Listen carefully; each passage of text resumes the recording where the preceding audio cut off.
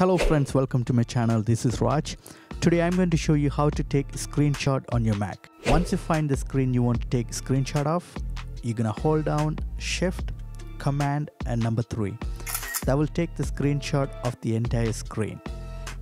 If you go to your desktop, you can open it and you have the entire screen here. Let's say you only want the portion of the screen. To do that, you're gonna hold down Shift, Command and number 4. Now you have a cross arrow on the screen. Let's say I only want to take a single image in the middle. So I'm gonna draw a box around it, and when I let it go, it's going to take the picture of that particular section.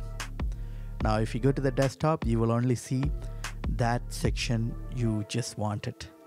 Okay guys, that's how you take a screenshot on your Mac. If you like my video, please click the like button and consider subscribe to my channel. Thank you so much and have a great day.